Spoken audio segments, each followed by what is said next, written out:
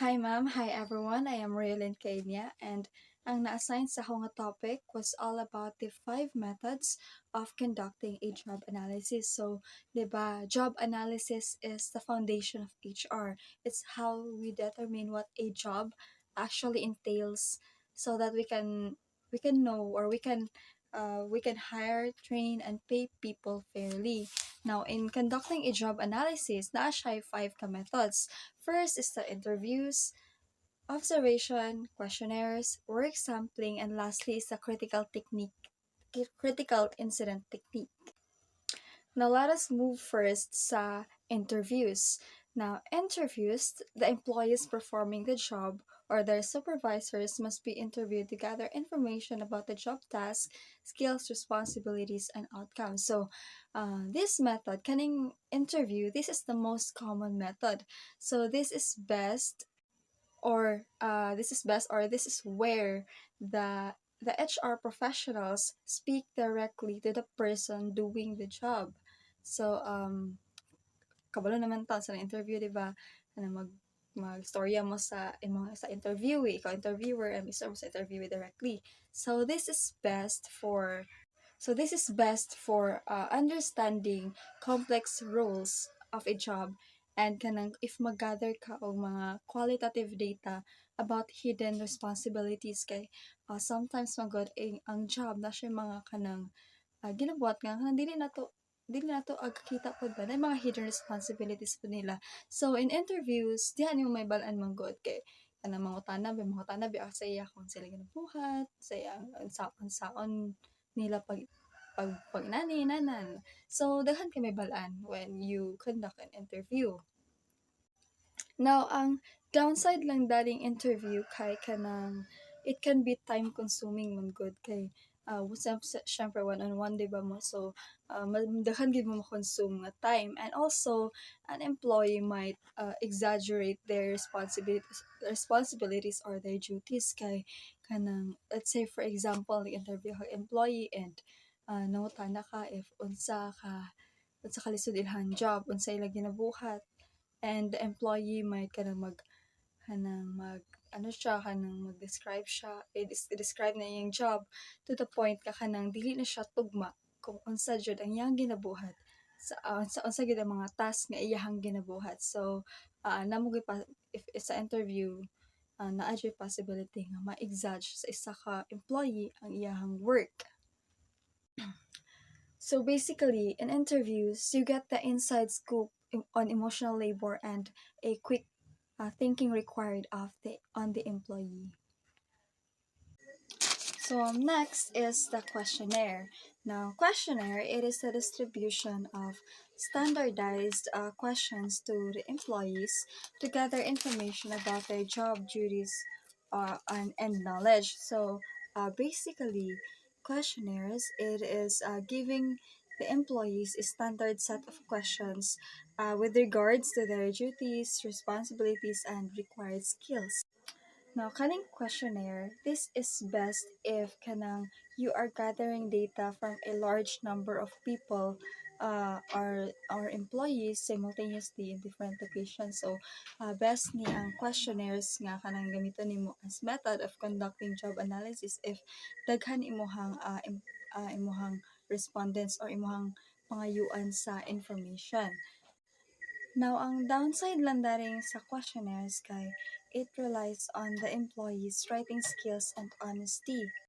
So, may possibility nga if ang pagkahimo sa questionnaires nimo kay kanang medyo libog siya and dili siya klaro, may possibility nga ang imuhang magather nga data kay misleading pod, malibog pod ka if kanang open siya pasabot inana kay kanang if sa imuha pa lang questionnaire daan nang libog na siya, so ang mag-answer pod malibog man pod sila, so muna siya ang downside if questionnaire sa imong gamiton as a way or as a method of conducting job analysis.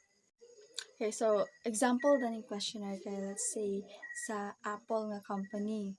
So ang HR mag-collect sila data sa ilang mga employees niya. Daghan mga employees, let's say sila 5,000 ka employees nga ilahang surveillance. So it's impossible manggod nga kanang kato siya if interview ilang gamiton na 5,000 ka buok, so taas nga time ilang makonsume. So maong questionnaire ang gamiton if large number of people na imong pangayuan og data. So the next method na ginagamit when conducting job analysis is the observation. Now, basically, observation, it is where the analyst watches the employee perform their job or their daily tasks. Now, it is highly effective for manual or repetitive jobs like for kanang sa mga factories or when you're working in hospitality, kanang sa mga hotels and restaurants kana siya. So example for this one is like kanang the analyst gi-observe niya ang silbi ng barista. So the analyst maingkod na siya sa daplin and tan-aw na niya kung unsaon pag work ang barista. Let's say i-observe niya kung kapila magkuha sa cup ang barista or kung kanang kapila siya magputang sa milk sa kanang milk sa iyang kanang mix. So in that way, kanang pag-observe niya, dara niya makita nga kanang kung unsa pay dapat i-improve or kung unsa pay dapat pang mga pambuhaton nga mga changes dito sa para nga specific nga job. So ang downside lang daning daning observation kay ang downside lang dari kay it doesn't capture mental processes and thinking skills. And sometimes an employee might work differently when they know they're being watched. Kaya diba, nang ginasahay nga kanang if kita natay gitrabaho tapos kabalot nga na ay nagtanaw sa ato kay murag malahi ang ato ang agabuhat naman instead of doing what we usually do. So mo na siya ang downside sometimes sa observation. Pero kani siyang observation, it is best for seeing physical demands and workflows of the role firsthand. Okay, so the fourth method na ginagamit is the work sampling. Now, basically, ang work sampling, it is instead of watching an employee all day, the analysts observe them at random intervals to see them or to see the worker what they're doing at that exact moment. So over time, it provides a statistically accurate picture of how much time is spent on that specific tasks. So kaning work sampling, this is best for determining proportion of how much time spent on the productive versus the non-productive tasks. So let's say for example, ikaw manager and naa ka na i-observe nimo or i-analyze nimo ang work sa isa ka assistant. So instead of watching the assistant all day straight should like parehas sa ginabuhat sa kanang sa observation nga method, kaning sa work sampling you just watch the employee at random intervals. Let's say for example at 10 a.m. nakita nimo siya nga kanang naay over the phone and next na pud kag observe sa iya at 1 p.m. Then during 1 p.m. nag-paperwork na ang assistant. So nag-utro na po dayon ka og check at mga 4:30 p.m. And during 4:30 p.m. na po siya sa phone. So kana siya. So that's how work sampling method works. You observe an employee at a random intervals.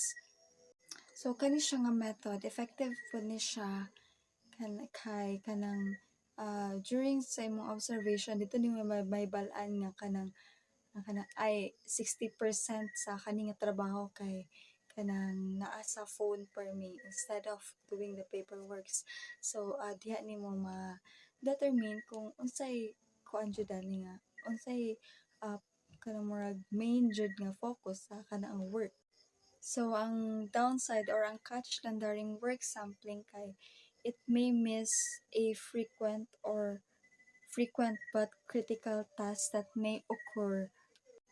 So, ang kani siyang work sampling nakadaon na rin siya kay what if during dadtong time nga wala nimo gitan-aw ang employee kay dadto nun ang mas kanang crucial moment nga dapat ma-observe nimo sa kana nga job. So, ah, instead nga makita nimo to siya, wala na nimo nakita kay random intervals naman sa time ang imuhang gi-spend to analyze the job of an assistant. Okay, so the last method nga ginagamit is the critical incident technique or the CIT. Okay, so CIT focuses on specific behaviors that leads to success or failure of a job. So this is where the analysts look at past incidents where an employee handled a situation exceptionally well or poorly. So diri sa CIT kani nga method diri ginatan-aw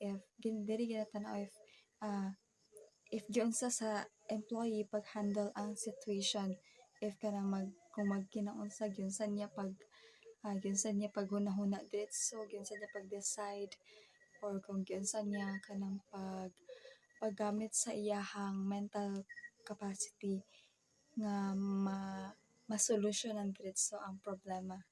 Let's say for example ang lifeguard, so di ba trabaho sa lifeguard mo mabantay sa usually sa mga dagat or sa kanang mga resort. Now kaning CIT, it does not focus on kanang unsay mga day-to-day activities sa lifeguard. So it focuses on giunsa sa lifeguard pag-respond if kanang during or kanang if naay someone nga nalumos or na-drown, kung giunsa niya pag response sa situation, kung unsa yang gibuhat diri sa, so diha nag-focus ang CIT. So, kaning CIT, it highlights the calmness under pressure and decisiveness, which are the most important part of the job.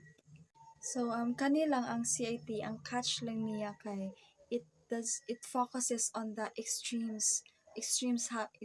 happening sa isa ka job rather than sa kanang mga day-to-day activities, which makes up the kanang murag which makes up the 80% of the job that an employee is doing. Okay, so all in all, interviews is best for managerial and or technical roles. Observation is for manual or physical roles. Questionnaire is for large scale organization. Work sampling is for administrative or service roles. And lastly, the critical incident technique is for kind of mga crisis management or for leadership. So that's all for my part. Thank you.